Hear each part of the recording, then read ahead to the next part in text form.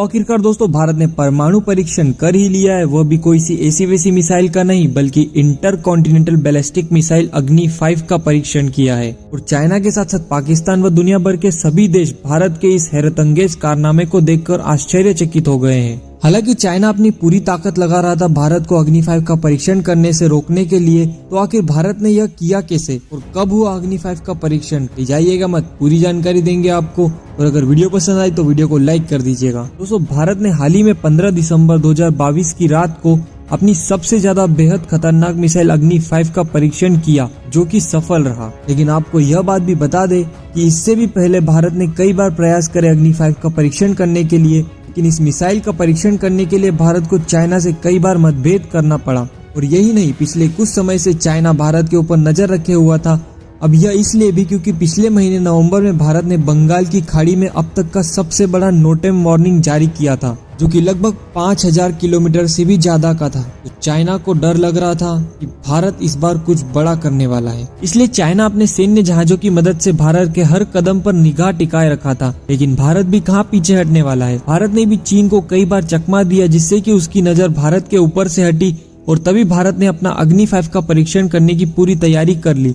और 15 दिसंबर की आधी रात को भारत ने यह कारनामा कर दिखाया। लेकिन अब बात यह आती है कि चाइना इस बात से इतना घबरा क्यों रहा है। हालांकि बात कुछ ऐसी है ही कि चाइना क्या, दुनिया का हर देश इस बात से घबराएगा ही, क्योंकि जहां अग्नि मिसाइल को 5000 किलोमीटर तक की दूरी तय करना था, उस मिसाइल ने दूरी तय करने की सारी सीमाएं पार कर दी है। जो किसी ने सोचा भी नहीं था अग्नि 5 ने वह करके दिखाया, या फिर कहे भारत ने वह करके दिखाया जो कोई सोच भी नहीं सकता था। भारत के द्वारा बंगाल की खाड़ी में छोड़ी गई यह मिसाइल 7000 से भी ज्यादा किलोमीटर तक की दूरी तय करने में सफल रही। इस मिसाइल को उड़ीसा के अब्दुल कलाम द्वीप से दागा गया था।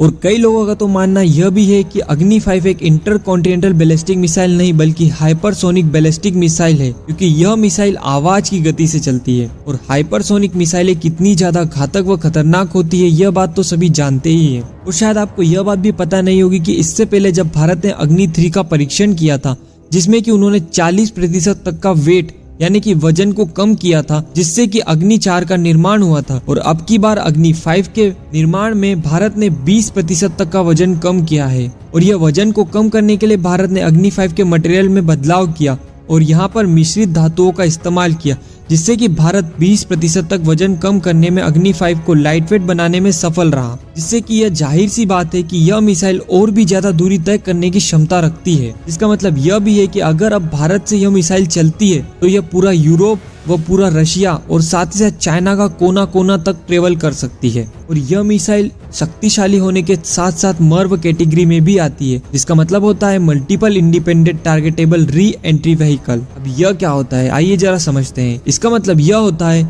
अगर यह मिसाइल किसी टारगेट के ऊपर छोड़ी गई है तो भारी वॉरहेड के साथ उड़ने वाली यह मिसाइल एक साथ कई टारगेटों पर हमला कर सकती है।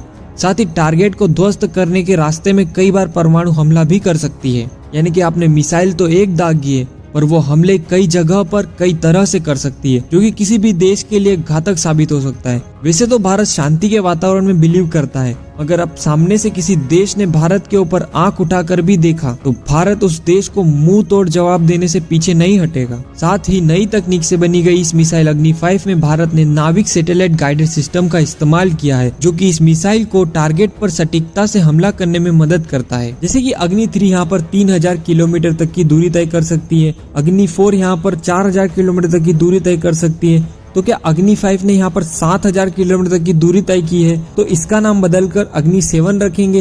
हालांकि यह जानकारी अभी भारत सरकार की ओर से निश्चित तौर पर नहीं बताई गई है, लेकिन बढ़ते समय के साथ साथ भारत जिस प्रकार नई नई उपलब्धियां प्राप्त कर रहा है, वैसे वैसे भारत और भी ज्यादा शक्तिशाली देश होते जा रहा है। और इस प्रकार की परमाणु मिसाइलों का सफलतापूर्वक परीक्षण करने पर भारत संयुक्त राष्ट्र में अपनी जगह और भी ज्यादा मजबूत कर रहा है। तो दोस्तों अगर आपको वीडियो की जानकारी पसंद आई हो और वीडियो अगर आपको अच्छी लगी हो तो वीडियो को लाइक कर दीजिएगा। और चैनल पर जो भी नए हो, चैनल को अभी तक सब्सक्राइब नहीं किया तो चैनल को सब्सक्राइब कर दीजिएगा। हम मिलते हैं आपसे जल्दी नेक्स्ट वीडियो में।